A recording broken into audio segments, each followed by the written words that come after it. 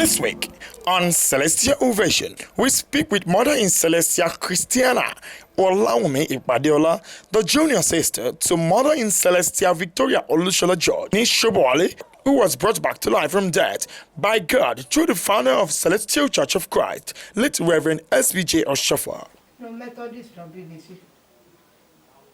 Eleja Methodist ní Ereko ní Lagos Island. A dẹ̀ bí mi ní 1936, 29 of January 1936. La bí mi ní number 49 nílé wa ní Ìdúmàgbò, Christian Street Ìdúmàgbò, Lagos Island.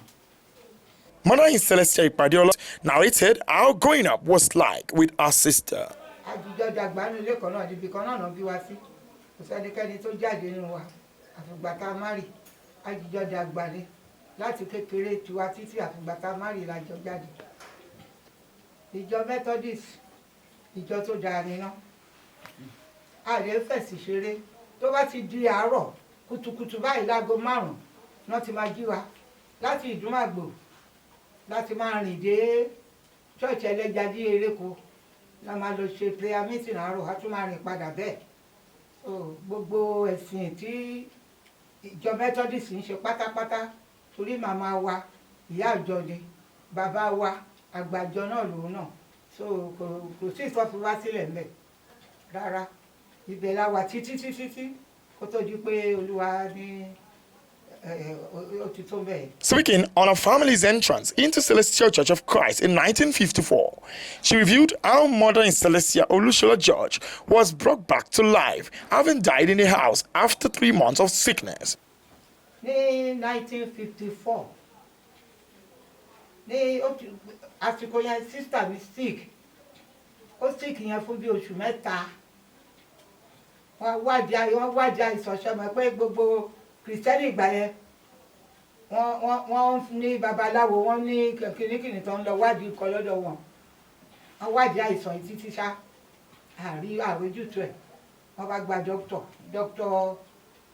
bàbá náà wà ní ara Lawyer Street, Dr. Maja òkè là ń pè gbà yẹn. Ó wà ní Lagos Island. Dókítọ̀ yẹn ló ń treat ẹ̀ títí nígbà tí ó tú dókítọ̀ ni ó bá pe bàbá wa. Ó ní kó lọ mú ẹsẹ̀ iléeṣẹ́ yìí ó ní ó sùn wọn mọ bí tó tún lè gbé gbà.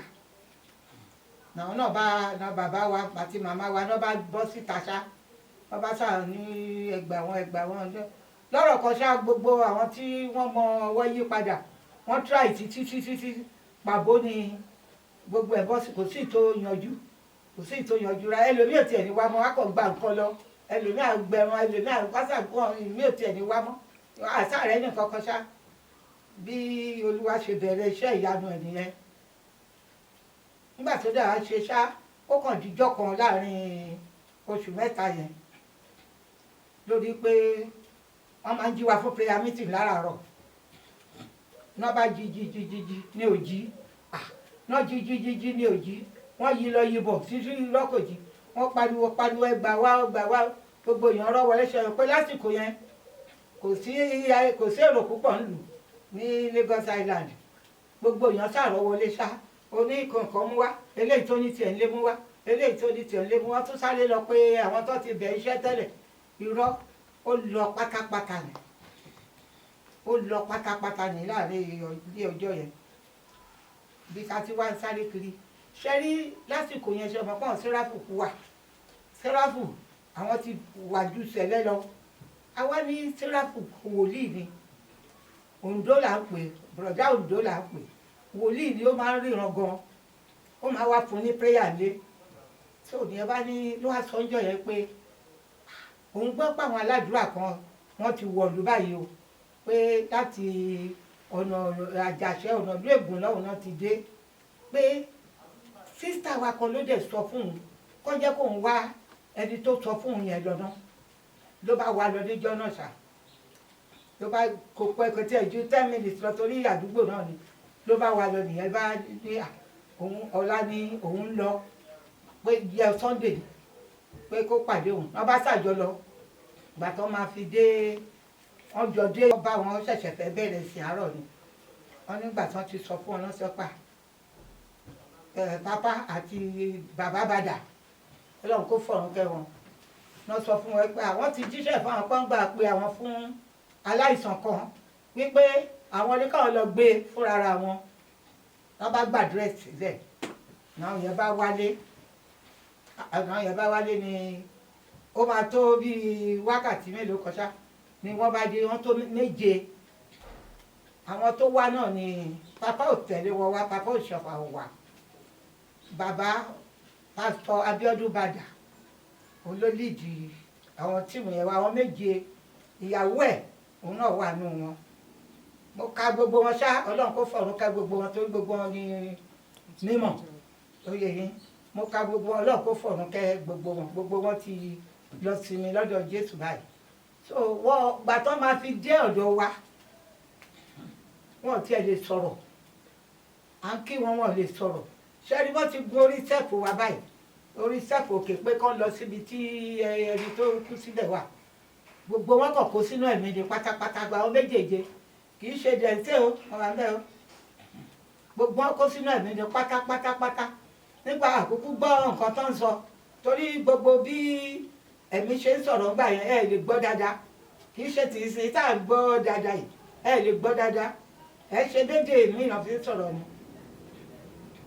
gbogbo ṣàkó sínú ẹ̀mí ṣá gbàtọ́jú òkè bàbá Bàdà ìyẹ̀wò báyìí ó ní kọ́ lọ bu omi sí màsí àwa fún bàbá bu omi sí màsí àwa wọ́n ní ìṣàlẹ̀ ìlú jáǹdù rà bàbá sáré sàjọ sí ọjà jàǹkárá tó dẹ́ǹkulé wa níbẹ̀ bàbá lọ ra kíándù wà bàbá tàn yíká bí ìgbà tán gbé síwájú Olúwa yẹn pẹ̀lú omi yẹn ló bá àṣàrò ló ṣàwà ń bẹ àwọn náà wá dúró tì wọ́n ń gba mẹ́sẹ̀gì tí gbogbo àwọn tó kù ń jẹ́ ṣá ó pẹ́ o ló wá fi bàbá Bàdà wá sọ pé àwọn ò lè dúró pa àwọn bàbá wa àti màmá wa sọ pé ẹni tó gbé kalẹ̀ yín kọ́ ṣé káwọn lọ ṣètò bó ṣe máa bẹ́ẹ̀rì ẹ̀ ni wọ́n ní Olúwa ṣèyanu wọ́n ní Olúwa ti sọ fáwọn pé òun máa ṣe ìyanu pé òun fẹ́ fi pòkìkí ìjọ òun ni pé àwọn máa lọ ń tà wọn ẹni tó mú wa débẹ̀ yẹn náà wá fi yẹn lẹ̀ wípé tó bá ti fún yín sáyìn kan pé kọ́ máa gbé bọ̀ ìyẹn ní sáyìn wo ló máa fáwọn wọ́n ní ó lè jẹ́ ká ló máa ṣẹ́ ó lè jẹ́ ẹ̀ sàrí pé ẹ̀ sàrànjú wọn wọ́n bá sàrà lọ ti wọn wọ́n fi ẹni tá ló kú yẹn fi ilẹ̀ bẹ̀ pẹ̀lú wa bẹ̀ ó pẹ́ díẹ̀ ó tó ìtòtìlé ó pẹ́ díẹ̀ lọ́ọ́ rí pé ó ta ìka ẹsẹ̀ wọ́n ní ó ti taka ẹsẹ̀ o wọ́n bá ní ó ti yá bọ́ ṣe bọ́ọ̀dù lọ ènìyàn ẹnìkan gbé níwájú ẹnìkan gbé lẹ́yìn bí ìgbà téèyàn gbé òkú bọ́ ṣe gbé sọ̀kalẹ̀ stẹ́pù náà gbé síkà nígbà tán dé Makoko kò tẹ̀ tó mọ Makoko ní gbogbo wa o ìgbà tán dé Makoko bí bíríìjì Makoko yẹ kò sọ́nà bẹ́ẹ̀ mọ́ omi ni kò sọ́nà wá péjọ pé òkú lọkùnrin yìí tún gbé wá o òkú lọkùnrin yìí tún gbé wá o òkú lọ́rọ̀ kan ṣá wọ́n gbé kọjá omi yẹn èrò tẹ̀lé wọn dé àwọn ò bá wọn lọ́jọ́ nígbà yẹn ò láàárọ̀ yẹn o ṣóye yín àbá wọn lọ láàárọ̀ adúró sílé máa yẹn wòlíì yẹn àti màmá wa náà tẹ̀lé wọn lọ ìgbà tó wá jọwọ́ ọ̀sán báyìí ni bàbá wa ń sọ pé ẹni tán ti gbé lọ látàárọ̀ àwọn ọmọ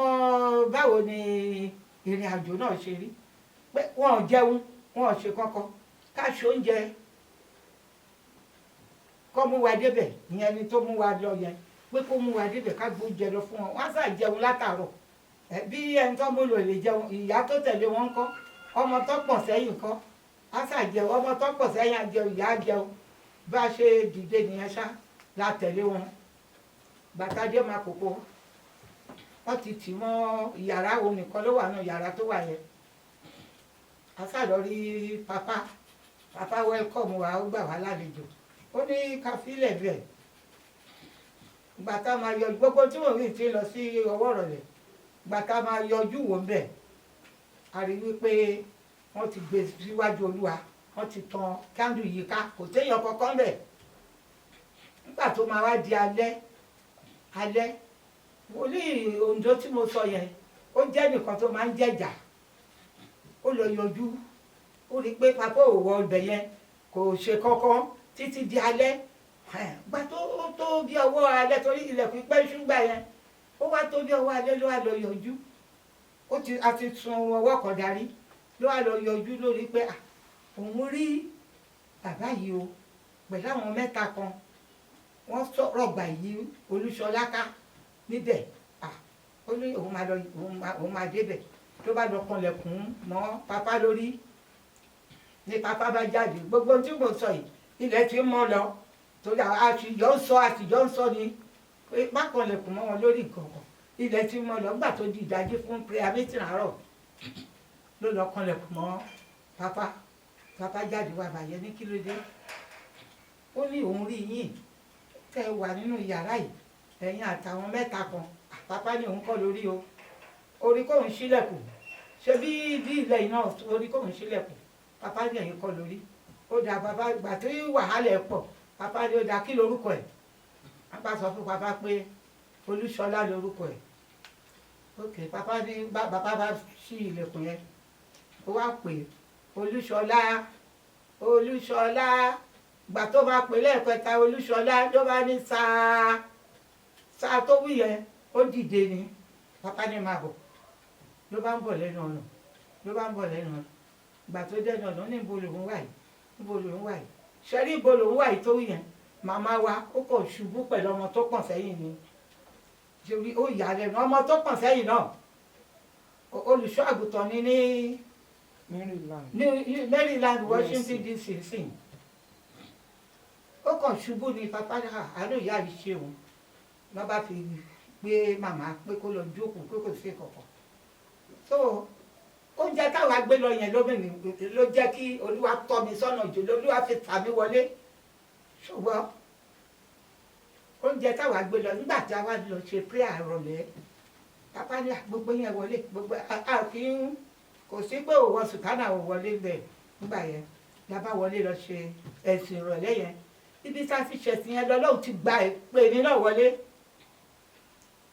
ibi tá a ti ṣẹ̀sìn yẹn lọ́lọ́run ti pè mí wọlé pa oyún inú ẹ̀ yìí o àfi kó wá ṣiṣẹ́ sí ara ẹ Ọlọ́run jẹ́ kó lè bí pé ó dẹ̀ láti tètè ṣe ni mo ní kò burú ṣùgbọ́n mo dúpẹ́ pé Olúwa fún mi ní ọkọ tó dáa mo á sọ fún yẹn mo ní báyìí ibi tó mo ń gékú ní o mo ní báyìí ibi tí a lọ mo ní wọ́n sọ pé mo láti wá bẹ̀rẹ̀ ìwẹ̀ yẹn fún ọjọ́ méje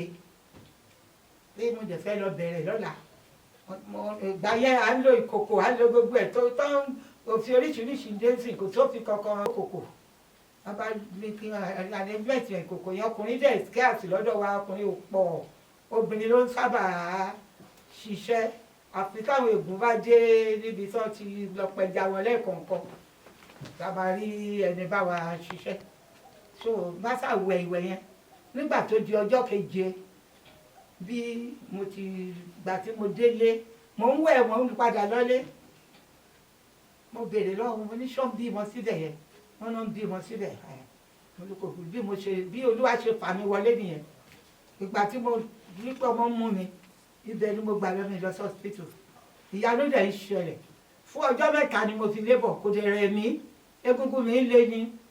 ṣùgbọ́n gbà tó di ọjọ́ kẹta yẹn làwọn wòlíì mẹ́ta ké wá bá mi níbi tí mo wà tí mo lébọ̀ ìyanu náà pọ̀ púpọ̀ gbogbo ọkùnrin bá gbà tí wọ́n gbé mi síwájú Olúwa ìgbà tí mo máa dìde wo ara mi mo rí pé inú mi ti pẹlẹbẹ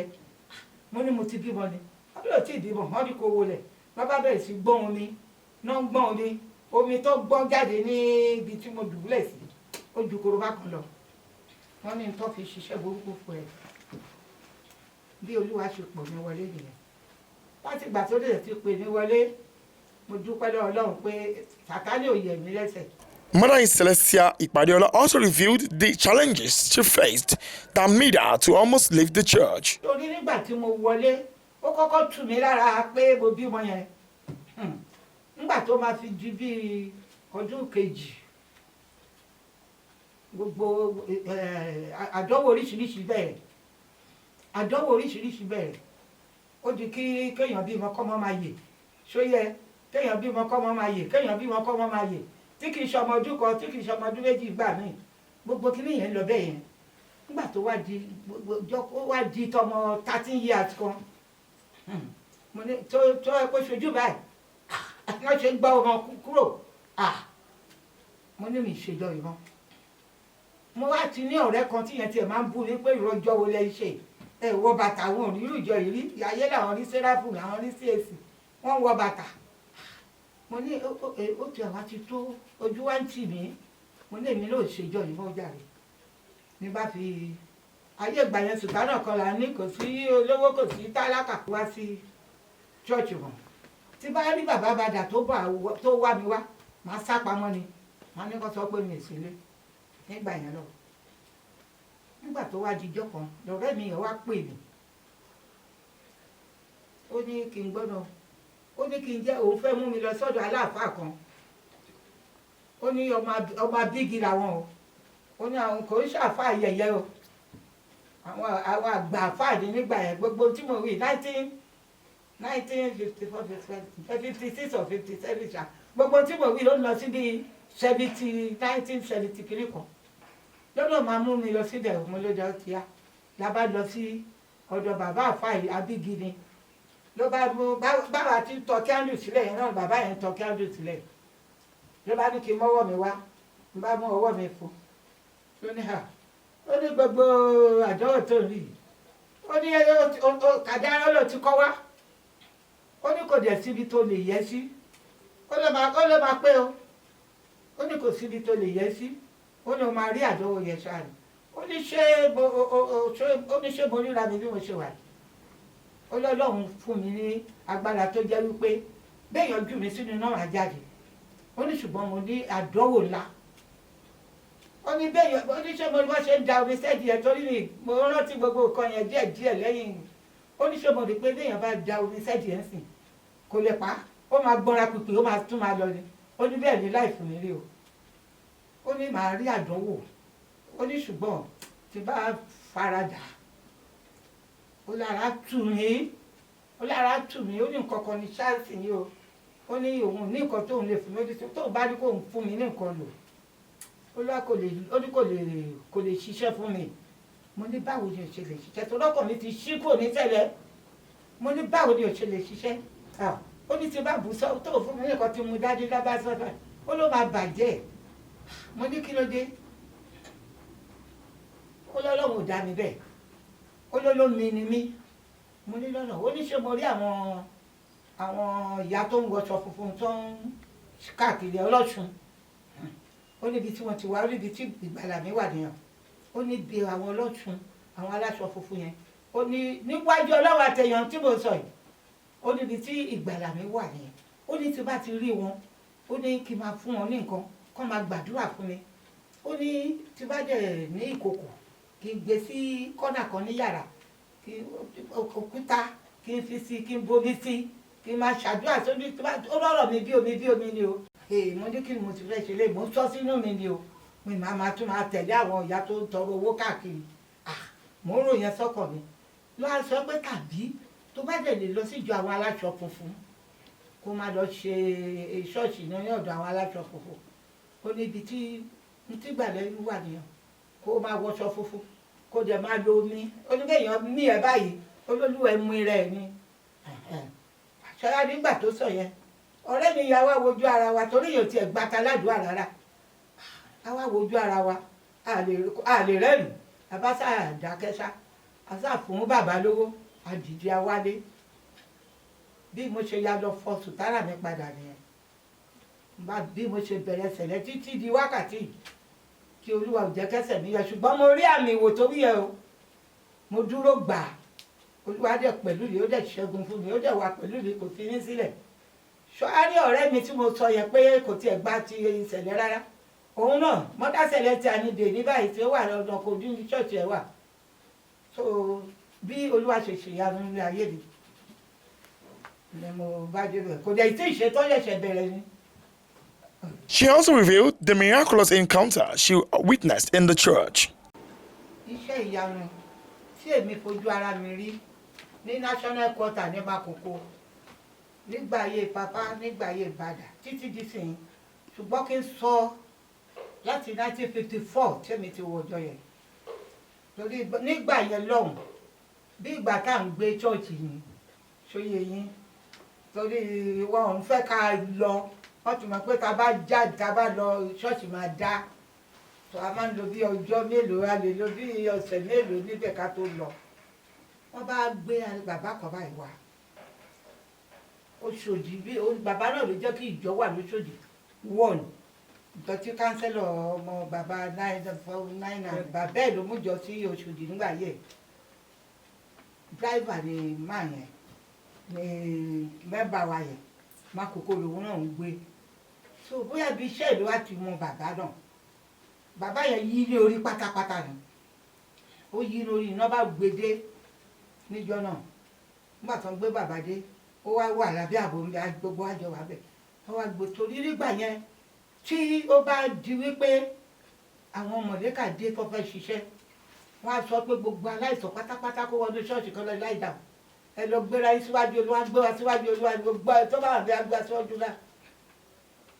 àwa ní pléènì tó kọjá ṣọlá rí àwa ìwòsàn ti dé pléènì ti dé bó ti máa gbé ó wá díjọ́ yẹn ṣá ti bàbá yẹn wọ́n gbé wa síwájú wọ́n gbé síwájú bẹ́ẹ̀ ni bàbá ó sùn nígbà tó jí ló sọ wípé òun rí ẹnìkan ó ní ó mú bíi kí wọ́n fi tún nǹkan ṣe nínú mọ́tò bíi fáínà àbí kí à ń pè yẹn ó ló mú dání ló wá la orí òun nú àlá ló sọ yẹn o lójú ràn ẹ ó ló wá la orí òun ó ló ń fi kíní yẹn tún gbogbo kíní yẹn ṣe bí bàbá yẹn ti rí wòsàn gbà nìyẹn o nọ́mbà wà ó jù bẹ́ẹ̀ lọ ìtì rántí màmá sọ woman kan tó ní ṣọ́ọ̀bù lọ́ọ̀kan ṣọ́ọ̀ṣì wa ń gbà yẹn kì í ṣe mẹ́bà wa o àwọn yẹn ti ń bú aládùúrà àtọkọ ọkọ télọ̀ lọkọ ẹ̀ ní Cemetery Street nígbà yẹn ní Èbúté Mẹ́ta òun ṣí ṣọ́ọ̀bù ó ń ta provision kọ̀ọ̀kan ló bá dijọ́ kan náà bá rú wọdú ṣọ́ọ̀ṣì wa o Mrs. Olúsànyà là ń pè náà bá rú wọ ṣọ́ọ̀ṣì wa ní kí ló dá ló jẹun tán ni wọ́n ló jẹun tán ni ló lọ́nu mọ́lẹ̀ ló nínú ojú wọn bàbá ní kí ló ṣe wọ́n sá gbàdúrà fún títí ṣá náà bá gbé síwájú Olúwa náà bá gbígbé tó gbé síwájú Olúwa náà bá ní wọ́n fún lómi ìyá tí mọ́ ó gbé síwájú Olúwa ìgbà tó gbé síwájú Olúwa ó pẹ́ díẹ̀ o ló lóun fẹ́ bì nígbà tó máa bìṣẹ́ mọ́ pé bí abẹ́rẹ́ bí wúmà yẹn ṣe rí wòsàn nìyẹn bí ó ṣe rí wòsàn nìyẹn mi ì tiẹ̀ mọ̀ mélòó la fẹ́ kà tí Olúwa ti ṣe ẹni ṣé nígbà táwọn ọjọ́ àwọn tí mo ní wọ́n tẹ̀lé wọ wá sí ilé wa ní Èkó yẹn àwọn bíi 4 iná ń wojú Olúwa ní gbogbo wọn níwájú Ọlọ́run àtẹ̀yàn gbogbo wọn tó ń wojú Olúwa ń gbà yẹn lọ́run fún lọ́wọ́ tí èmi mọ̀ o tí èmi mọ̀ tí mo rí gangan gbogbo torí apẹ́ gbogbo wa àwọn bẹ́ẹ̀ yẹn wọ́n pẹ́ gan-an kó tó di pé oníkálùkù lè rí ara wa mọ́ apẹ́ gan-an tó gbogbo wọn ṣáà lọ́lọ́run dá lóhùn ní àsìkò yẹn àìmọye lẹ́yìn tí bàbá bá lọ sí Port Novo bàbá bá dà lọ máa gbaṣẹ́ bí Olúwa ti ń gbawọ́ bàbá ṣiṣẹ́ bẹ́ẹ̀ ló ń gbawọ́ bàbá bá dà ṣiṣẹ́. níjọ́ kan tèmi tí mo rí wọ́n ní kí n lọ sílé àánú wọ́n ní wọ́n lára mi kí n gbéra mi síwájú Olúwa fúnra mi kí n tọ̀ mọ́lẹ̀ kan kí n dẹ̀ gbé omi kan sílẹ̀ kí n gbé wára mi síwájú Olúwa bá ṣàgbéra mi síwájú Olúwa ń lè àánú ṣá nígbà tí mo sùn mo rí níwájú Ọlọ́run àtẹ̀yàn mo rí wípé àkàbà bí ìgbà téèyàn mú step wọ́n na àkàbà wá sísàlẹ̀ lẹ́gbẹ̀ẹ́ mi bẹ̀ mo á rí àwọn tó ń lọ tó ń bọ̀ tó ń gùnkè lọ bíi nọ́ọ̀sì wọ́n múra bíi nọ́ọ̀sì ni wọ́n gùnkè lọ wọ́n gùnkè bọ̀ àwọn kan ń lọ sókè àwọn kan ń bọ̀ àwọn kan ń lọ sókè kì í ṣe pé wọ́n á tìrìtì mi o ṣùgbọ́n mo rí wọn wọ́n ń lọ sókè wọ́n ń bọ̀ àwọn kan ń lọ sókè wọ́n ń bọ̀ tó gbogbo nǹkan bẹ́ẹ̀ yẹn ó jọ mí lójú láìpẹ́ yìí pàápàá èyí tí Olúwa tún ṣe nínú ayé tèmi ti jókòó yìí bá ti di léètì tipẹ́tipẹ́ ohun tó ṣe fún mi ìyanu ni ó dá mi padà wá sílé ayé mi mi ì tiẹ̀ lè sọ tán ó sì ń ṣiṣẹ́ ìdènídèní Ọlọ́run alágbára fún ẹni tó bá gbàgbọ́ tó dẹ̀ sí lótìtọ́ àti dodo tó dẹ̀ pòfin àmọ́ ọlọ́run ayérayé là ń sin Celestial ọlọ́run ayérayé ni fún gbogbo yan o ṣùgbọ́n ohun tó sọ fún wa pé fẹ́ni tó bá gbàgbọ́ tó sì gbọ́ràn yóò rí iye ìjọ mímọ́ ó múṣẹ́ dè ní mélòó ni mo fẹ́ kà èyí tó tẹ̀ ṣe ní ayé tèmi láìpẹ́ láì jìnnà mélòó ni mo fẹ́ kà ó ti pọ̀ jù títí di wákàtí yóò yìí ṣe fẹ́ni tó bá gbàgbọ́ tó dẹ̀ rìn lọ́nà ẹ̀. She therefore urged Celestians to abide and follow the 10 commandments, laws and tenets of the church in order to be in tune with God. Ìmọ̀ràn tí mo ní fún wọn ni wípé òfin mẹ́wàá tó wà ní Bíbélì kó pamọ́ then òfin ìjọ mímọ́ tó bá gbófin ìjọ mímọ́ tún kún kí wọ́n pamọ́ tó bá ti pa òfin ìjọ mímọ́ mọ́ tó dẹ̀ pa òfin ní Bíbélì mọ́ ìrọ̀rùn ni Ọlọ́run dùn sí púpọ̀ ó dì sí púpọ̀ tó bá ní má kọjá bẹ̀ má kọjá bẹ̀ tó bá ní lọ síbẹ̀ yẹn lọ síbẹ̀ má jẹ́ kí ní báyìí má jẹ́ tó bá ti pa òfin àmọ́ kò sí wàhálà fún ó ń tẹ̀lé ẹ lọ nìyẹn tó bá dẹ̀ ti ń tẹ̀lé èèyàn kéèyàn máa tẹ̀lé bó ṣe ń tẹ̀lé lọ má yà ó má yà rárá tó bá fi yà tó bá fi ní ẹsẹ̀ jẹun wo kíní kan bẹ̀ Ọlọ́run àkọ́kọ́ lúgọ ní a máa wòyàn ní ṣubú lágbára Ọlọ́run tó bó bá pè é padà kò yà jókòó ẹ̀ jẹ́ sígbà tó ti pè mí padà mi ò bójú ẹ̀yìn mọ́ mi dẹ̀jú bójú ẹ̀yìn lọ́jọ́ ayé mi òun dẹ̀jú mo máa sìn títí tí máa fi lọ rí Jésù. The story of Mother in Celestia Victoria Olushola George is one of the miraculous events that has boosted the popularity of the church. Our story is documented in section 54 to 57 of the Celestial Constitution. Hallelujah, hallelujah, hallelujah. Hallelujah, hallelujah. Olúṣọlá Jígbọ́wọ́ ṣọ̀fà o. Hallelujah.